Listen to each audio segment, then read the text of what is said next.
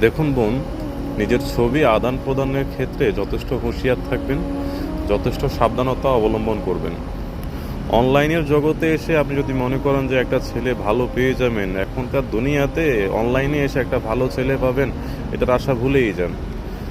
আপনাদের সবচাইতে বড় সমস্যা হচ্ছে কি, আপনারা চাওয়া মাত্রই নিজেদের ছবি, নিজেদের প্রাইভেসি মানুষকে দিয়ে ফেলে। তো হয় কি, কালকে যে পরশু আপনি যে ব্ল্যাকমেলিং হবে না, এটা তো কোনো কথা নেই। অনেকে হচ্ছে, অনেকের কমপ্লেন পাচ্ছি যে হ্যাঁ এরকম এরকম অনেক আশা ভরসা দিছে।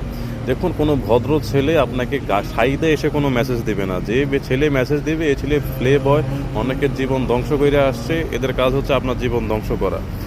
তো এই টাইপের ছেলেদের থেকে সবসময় বেঁচে থাকবেন। দেখুন, এই টাইপের ছেলেরা খুবই ভয়ঙ্করভাবে আপনাকে ইমোশনালি ব্ল্যাকমেল করে। প্রথমে এসে বলবে আমার মা নাই, আমার বাপ নাই, এরকম বলবে। তারপরে বলবে যে আমি তোমাকে অনেক ভালোবাসি। দেখুন, কোনো একটা ভদ্র ফ্যামিলির ছেলে, একটা ভালো ছেলে ছাইদায় গিয়ে কোনো মেয়েকে মেসেজ দিবে না, এটা মনে রাখবেন। ছাইদায় গিয়ে কোনো মেয়েকে মেসেজ দিবেই না।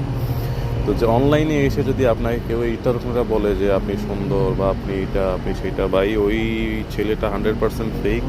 এ আপনার জীবনটা তছনছ করে দিও। প্লিজ বি কেয়ারফুল এমন ছেলের থেকে। যারা আপনার প্রশংসা করে, চিনে না জানে না, হুট করে আসলো অনলাইনে এসে বা আপনাকে এমনি দেখলো আপনি অনেক সুন্দর, আপনি অনেক এইটা সেটা, এগুলো হাওয়া দেওয়া প্রশংসা, আপনাকে খাওয়ার প্রশংসা, এগুলা থেকে দূরে থাকুন। এইসব ছেলের থেকে দূরে থাকুন। এগুলা অনেক মেয়ের জীবন শেষ করে দিছে।